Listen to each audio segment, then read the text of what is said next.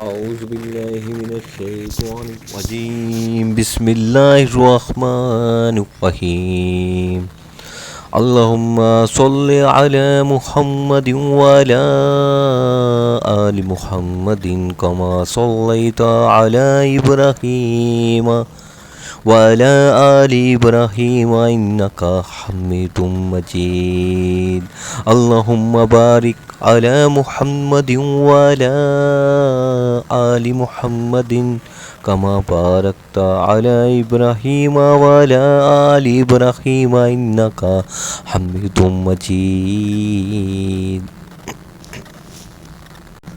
سورۃ آل عمران آیات 101۔ دوستو بس آپ لوگوں سے ریکویسٹ ہے ویڈیو کو لائک سبسکرائب اور شیئر نہ کیا کریں بے شک، لیکن ویڈیو کو مکمل ضرور دیکھیں۔ جزاک اللہ۔ وَكَيْفَ تَكْفُرُونَ وَأَنْتُمْ تُتْلَى عَلَيْكُمْ آيَاتُ اللَّهِ وَفِيكُمْ رَسُولُهُ وَمَن يَعْتَصِمْ بِاللَّهِ فَقَدْ هُدِيَ إِلَى صِرَاطٍ مُّسْتَقِيمٍ۔ گویا یہ ظاہر ہے کہ تم کیسے کفر کر سکتے ہو باوجود کہ تم پر اللہ تعالیٰ کی آیاتیں پڑھی جاتی ہیں اور تم میں رسول صلی اللہ علیہ وآلہ وسلم موجود ہیں۔ جو شخص اللہ تعالیٰ کے دین کو مضبوط تھام لے تو بلا شبہ اسے راہ راست دکھا دی گئی ہے۔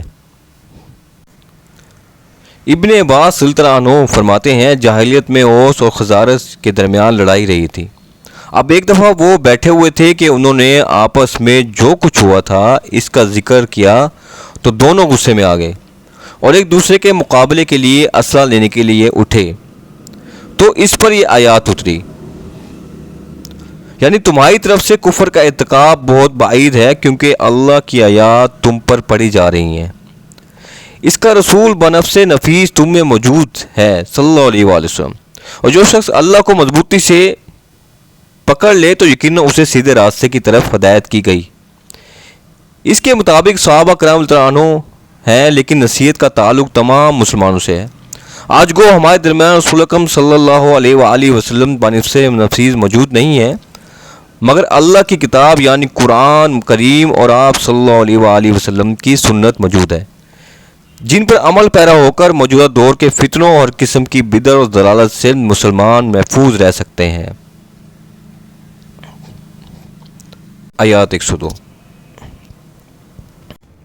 یا ایھا الذین آمنوا اتقوا اللہ حق تقاتہ ولا تموتن الا وانتم مسلمون۔ ایمان والو اللہ تعالیٰ سے اتنا ڈرو جتنا اس سے ڈرنا چاہیے، اور دیکھو مرتے دم تک مسلمان ہی رہنا، یعنی مرتے دم تک اللہ کی فرمانبرداری اور وفاداری پر قائم رہو۔ آیات 103۔ وَاعْتَصِمُوا بِحَبْلِ اللَّهِ جَمِيعًا وَلَا تَفَرَّقُوا وَاذْكُرُوا نِعْمَةَ اللَّهِ عَلَيْكُمْ إِذْ كُنْتُمْ أَعْدَاءً فَأَلَّفَ بَيْنَ قُلُوبِكُمْ فَأَصْبَحْتُمْ بِنِعْمَتِهِ إِخْوَانًا وَكُنْتُمْ عَلَى شَفَا حُفْرَةٍ مِّنَ النَّارِ فَأَنْقَذَكُم مِّنْهَا كَذَلِكَ يُبَيِّنُ اللَّهُ لَكُمْ آيَاتِهِ لَعَلَّكُمْ تَهْتَدُونَ۔ اللہ تعالیٰ کی رسی کو سب مل کر مضبوط تھام لو اور پھوٹ نہ ڈالو، اور اللہ تعالیٰ کی اس وقت کی نعمت کو یاد کرو جب تم ایک دوسرے کے دشمن تھے تو اس نے تمہارے دلوں میں الفت ڈال دی، پس تم اس کی مہربانی سے بھائی بھائی ہو گئے، اور تم آگ کے گھڑے کے کنارے پہنچ چکے تھے تو اس نے تمہیں بچا لیا۔ اللہ تعالیٰ اسی طرح تمہارے لیے اپنی نشانیاں بیان کرتا ہے تاکہ تم ہدایت پاؤ۔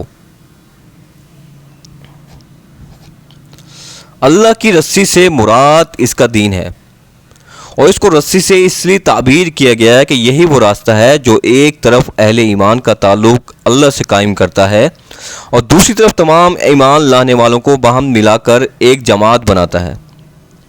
اس رسی کو مضبوط پکڑنے کا مطلب یہ ہے کہ مسلمانوں کی نگاہ میں اصل اہمیت دین کی ہو، اس لیے ان کو دلچسپی ہو، اسی کی اقامت میں وہ کوشاں رہیں اور اسی کی خدمت کے لیے آپس میں تعاون کرتے رہیں۔ جہاں دین کی اساسی تعلیمات اور اس کی اقامت کے نصف العین سے مسلمان ہٹے اور ان کی توجہات اور دلچسپیاں جزائیت فروغ کی طرف منحرف ہوئیں، پھر علم میں لازماً وہی تفرقہ اختلاف رونما ہو جائے گا جو اس سے پہلے انبیاء علیہ السلام کی امتوں کو ان کے اصل مقصد حیات سے منحرف کر کے دنیا اور آخرت کی رسوائیوں میں مبتلا کر چکا ہے۔ یہ اشارہ اس حالت کی طرف جس میں اسلام سے پہلے اہل عرب مبتلا تھے۔ قبائل کی بہمی عداوتیں، بات بات پر ان کی لڑائیاں، شب و روز کے گشت خون، جن کی بدولت قریب تھا کہ پورے عرب قوم نست و نبوز ہو جاتی۔ اس آگ میں جل مرنے سے اگر کسی چیز نے انہیں بچایا تو یہی نعمت اسلام تھی۔ یہ آیات جس وقت نازل ہوئی ہے اس سے 3-4 سال پہلے ہی مدینے کے لوگ مسلمان ہوئے تھے، اور اسلام کی یہ جیتی جاگتی نعمت سب دیکھ رہے تھے کہ اوس و خزارج کے وہ قبیلے جو سالہ سال سے ایک دوسرے کے خون کے پیاسے تھے، باہم مل کر شیر شکر ہو چکے تھے، اور یہ دونوں قبیلے مکہ سے آنے والے مہاجرین کے ساتھ ایسے بے نظیری اظہار و محبت کا برتاؤ کر رہے تھے جو ایک خاندان کے لوگ بھی آپس میں نہیں کرتے۔ یعنی اگر تم آنکھیں رکھتے ہو تو ان علامتوں کو دیکھ کر خود اندازہ کر سکتے ہو کہ آیا تمہاری فلاح اس دین کی مضبوط تھامنے میں ہے یا اسے چھوڑ کر پھر اسی کی حالت کی طرف پلٹ جانے میں جس کے اندر تم پہلے مبتلا تھے۔ آیا تمہارا اصل خیر خواہ اللہ اور اس کا رسول صلی اللہ علیہ وآلہ وسلم ہے یا وہ یہودی اور مشرک اور منافق لوگ جو تم کو حالت سابقہ کی طرف پلٹا لے جانے کی کوشش کر رہے ہیں؟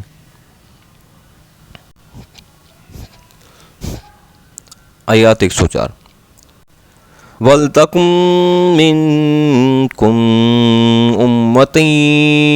أُمَّةٌ يَدْعُونَ إِلَى الْخَيْرِ وَيَأْمُرُونَ بِالْمَعْرُوفِ وَيَنْهَوْنَ عَنِ الْمُنكَرِ وَأُولَئِكَ هُمُ الْمُفْلِحُونَ۔ تم میں سے ایک جماعت ایسی ہونی چاہیے جو بھلائی کی طرف بلائے اور نیک کاموں کا حکم کرے اور برے کاموں سے روکے، اور یہی لوگ فلاح اور نجات پانے والے ہیں۔ وَلَا تَكُونُوا كَالَّذِينَ تَفَرَّقُوا وَاخْتَلَفُوا مِنْ بَعْدِ مَا جَاءَهُمُ الْبَيِّنَاتُ وَأُولَئِكَ لَهُمْ عَذَابٌ عَظِيمٌ۔ تم ان لوگوں کی طرف نہ ہو جانا جنہوں نے اپنے پاس روشن دلیلیں آ جانے کے بعد بھی تفرقہ ڈالا اور اختلاف کیا، اور ان لوگوں کے لیے بڑا عذاب ہے۔ یہ اشارہ ان امتوں کی طرف ہے جنہوں نے خدا کے پیغمبروں سے دین حق کی صاف اور سیدھی تعلیمات پائی، مگر کچھ مدت گزر جانے کے بعد اساس دین کو چھوڑ دیا اور غیر متعلق ضمنی و فروعی مسائل کی بنیاد پر الگ الگ فرقے بنانے شروع کر دیے۔ پھر فضول والا یعنی باتوں پر جھگڑنے میں ایسے مشغول ہوئے کہ نہ انہیں اس کام کا ہوش رہا جو اللہ نے ان کے سپرد کیا تھا، اور نہ عقیدہ اور اخلاق کے ان بنیادی اصولوں سے کوئی دلچسپی رہی جن پر در حقیقت انسان کی فلاح و سعادت کا مدار ہے۔ آیات 106۔ یوم تبیض وجوہ وتسود وجوہ فَأَمَّا الَّذِينَ اسْوَدَّتْ وُجُوهُهُمْ أَكْفَرْتُمْ بَعْدَ إِيمَانِكُمْ فَذُوقُوا الْعَذَابَ بِمَا كُنْتُمْ تَكْفُرُونَ۔ جس دن بعض چہرے سفید ہوں گے اور بعض سیاہ چہرے والوں سے کہا جائے گا کہ کیا تم نے ایمان لانے کے بعد کفر کیا؟ اب اپنے کفر کا عذاب چکھو۔ وَأَمَّا الَّذِينَ ابْيَضَّتْ وُجُوهُهُمْ فَفِي رَحْمَةِ اللَّهِ هُمْ فِيهَا خَالِدُونَ، اور سفید چہرے والے اللہ تعالی کی رحمت میں داخل ہوں گے اور اس میں ہمیشہ ہمیشہ رہیں گے۔ تِلْكَ آیَاتُ اللَّهِ نَتْلُوهَا عَلَيْكَ بِالْحَقِّ وَمَا اللَّهُ يُرِيدُ ظُلْمًا لِلْعَالَمِينَ۔ اے نبی صلی اللہ علیہ وآلہ وسلم، ہم ان حقانی آیاتوں کی تلاوت آپ صلی اللہ علیہ وآلہ وسلم پر کر رہے ہیں، اور اللہ تعالیٰ کا ارادہ لوگوں پر ظلم کرنے کا نہیں ہے، یعنی چونکہ اللہ دین والوں پر ظلم نہیں کرنا نہیں چاہتا، اس لیے وہ ان کو سیدھا راستہ بھی بتا رہا ہے، اور اس بات سے بھی انہیں قبل از وقت آگاہ کیے دیتا ہے کہ آخر کار وہ کن امور پر ان سے باز پرس کرنے والا ہے۔ اس کے بعد بھی جو لوگ کچھ روی اختیار کریں اور اپنے غلط طرز عمل سے باز نہ آئیں، وہ اپنے اوپر آپ ظلم کریں گے۔ آیات 109۔ وَلِلَّهِ مَا فِي السَّمَاوَاتِ وَمَا فِي الْأَرْضِ وَإِلَى اللَّهِ تُرْجَعُ الْأُمُورُ۔ اللہ تعالیٰ ہی کے لیے ہے جو کچھ آسمانوں اور زمین میں ہے، اور اللہ تعالیٰ ہی کی طرف سے تمام کام لوٹائے جاتے ہیں۔ آیات 110۔ کنتم خیر امۃ اخرجت للناس تأمرون بالمعروف وتنہون عن المنکر وتؤمنون باللہ ولو آمن اہل الکتاب لکان خیر لہم منہم المؤمنون واکثرهم الفاسقون۔ تم بہترین امت ہو جو لوگوں کے لیے پیدا کی گئی ہے کہ تم نیک باتوں کا حکم کرتے ہو اور بری باتوں سے روکتے ہو، اور اللہ تعالیٰ پر ایمان رکھتے ہو۔ اگر اہل کتاب بھی ایمان لاتے تو ان کے لیے بہتر تھا۔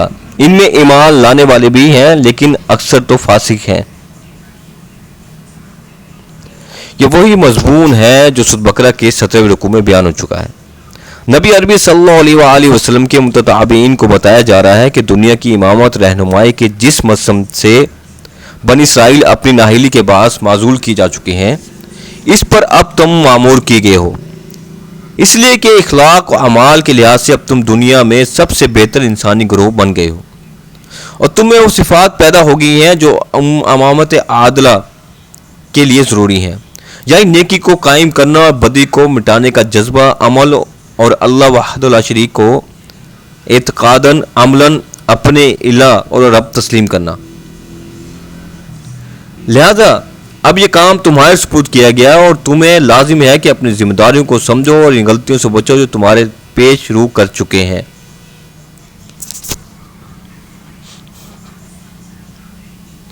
آیات 111۔ لَن يَضُرُّوكُمْ إِلَّا أَذًى وَإِن يُقَاتِلُوكُمْ يُوَلُّوكُمْ الْأَدْبَارَ ثُمَّ لَا يُنصَرُونَ۔ یہ تمہیں ستانے کے سوا اور زیادہ کچھ ضرور نہیں پہنچا سکتے، اگر لڑائی کا موقع آ جائے تو پیٹھ موڑ لیں گے، پھر مدد نہ کیے جائیں گے۔ آیات 112۔ ضُرِبَتْ عَلَيْهِمُ الذِّلَّةُ أَيْنَمَا ثُقِفُوا إِلَّا بِحَبْلٍ مِّنَ اللَّهِ وَحَبْلٍ مِّنَ النَّاسِ وَبَاءُوا بِغَضَبٍ مِّنَ اللَّهِ وَضُرِبَتْ عَلَيْهِمُ الْمَسْكَنَةُ ذَلِكَ بِأَنَّهُمْ كَانُوا يَكْفُرُونَ بِآيَاتِ اللَّهِ وَيَقْتُلُونَ الْأَنْبِيَاءَ بغیر الحق ذلك بما عصوا وكانوا يهتدون۔ ان پر ہر جگہ ذلت کی مار پڑی، حالانکہ یہ اللہ تعالیٰ کی یا لوگوں کی پناہ میں ہوں۔ یہ غضب الہی کے مستحق ہوئے اور ان پر فقیری ڈال دی گئی، یہ اس لیے کہ یہ لوگ اللہ تعالیٰ کی آیاتوں سے کفر کرتے تھے اور بے وجہ انبیاء علیہ السلام کو قتل کرتے تھے۔ یہ بدلہ ہے ان لوگوں کی نافرمانی اور زیادتیوں کا۔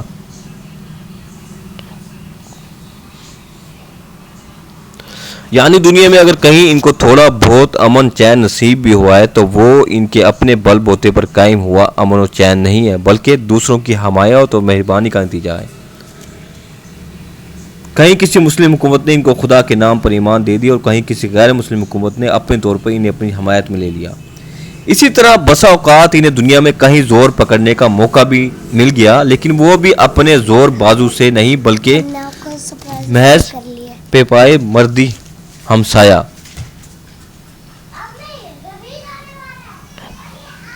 آیات 113 لیسوا سواء من اہل الکتاب امۃ قائمۃ یتلون آیات اللہ آناء اللیل وہم یسجدون۔ یہ سارے کے سارے یکساں نہیں بلکہ ان اہل کتاب میں ایک جماعت حق پر قائم رہنے والی بھی ہے، جو راتوں کے وقت بھی کلام اللہ کی تلاوت کرتے ہیں اور سجدے بھی کرتے ہیں۔ آیات 114 یؤمنون باللہ والیوم الآخر ویامرون بالمعروف وینہون عن المنکر ویسارعون فی الخیرات وأولئک من الصالحین۔ یہ اللہ تعالیٰ پر اور قیامت کے دن پر ایمان بھی رکھتے ہیں، بھلائیوں کا حکم کرتے ہیں اور برائیوں سے روکتے ہیں اور بھلائی کے کاموں میں جلدی کرتے ہیں، یہ نیک بخت لوگوں میں سے ہیں۔ وما يفعلوا من خير فلن يكفروه واللہ علیم بالمتقین۔ یہ جو کچھ بھی بھلائیاں کریں ان کی ناقداری نہ کی جائے گی اور اللہ تعالیٰ پرہیزگاروں کو خوب جانتا ہے۔ ان الذین کافروا لن تغنی عنہم اموالہم واولادہم من اللہ شیئا وَأُولَئِكَ أَصْحَابُ النَّارِ هُمْ فِيهَا خَالِدُونَ۔ کافروں کو ان کے مال اور ان کی اولاد اللہ کے ہاں کچھ کام نہ آئے گی، یہ جہنمی ہے جو ہمیشہ اسی میں پڑے رہیں گے۔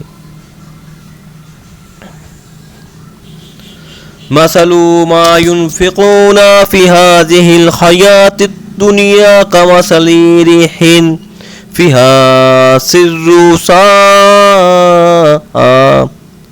سِرٌّ أَصَابَتْ حَرْثَ قَوْمٍ ظَلَمُوا أَنفُسَهُمْ فَأَحْرَقَتْهُ وَمَا ظَلَمَهُمُ اللَّهُ وَلَكِنْ أَنفُسَهُمْ يَظْلِمُونَ۔ یہ کفار جو خرچ اخراجات کریں، اس کی مثال یہ ہے کہ ایک تند ہوا چلی جس میں پالا تھا، جو ظالموں کی کھیتی پر پڑا اور اسے تہس نہس کر دیا۔ اللہ تعالیٰ ان پر ظلم نہیں کیا بلکہ وہ خود اپنی جانوں پر ظلم کرتے تھے۔ اس مثال میں کھیتی سے مراد یہ کشت و حیات ہے جس کی فصل آدمی کو آخرت میں کاٹنی ہے۔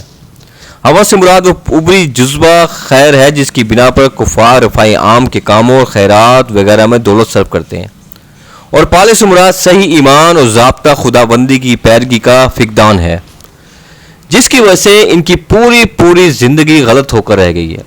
اللہ تعالیٰ اس تماثیل سے بتانا چاہتا ہے کہ جس طرح ہوا کھیتوں کی پرورش کے لیے مفید ہے، لیکن اگر اسی ہوا میں پالا ہو تو وہ کھیتی کو پرورش کرنے کے بجائے اسے تباہ کر ڈالتی ہے۔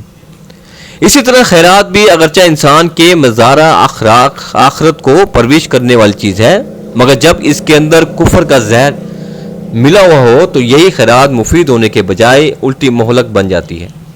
ظاہر ہے کہ انسان کا مالک اللہ ہے، اس مال کا مالک بھی اللہ ہی ہے جس میں انسان تصرف کر رہا ہے، اور یہ ملکیت بھی اللہ ہی کی ہے جس کے اندر رہ کر انسان کام کر رہا ہے۔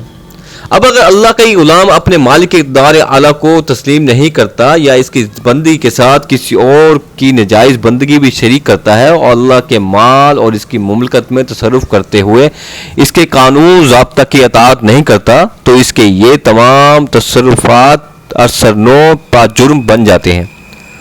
اجر ملنا کیسا، وہ تو اس کا مستحق ہے کہ ان تمام حرکات کے لیے اس پر فوجداری کا مقدمہ قائم کیا جائے۔ اس کی خیرات کی مثال ایسے ہے جیسے ایک نوکر اپنے آقا کی اجازت کے بغیر اس کا خزانہ کھولے اور جہاں جہاں اپنی دانش میں مناسب سمجھے خرچ کر ڈالے۔ یا ایھا الذین آمنوا لا تتخذوا بطانة من دونکم لا یالونکم خبالا ودوا ما عنتم قد بادت البغضاء من افواہہم وما تخفی صدورہم اکبر قد بینا لکم الآیات ان کنتم تعقلون۔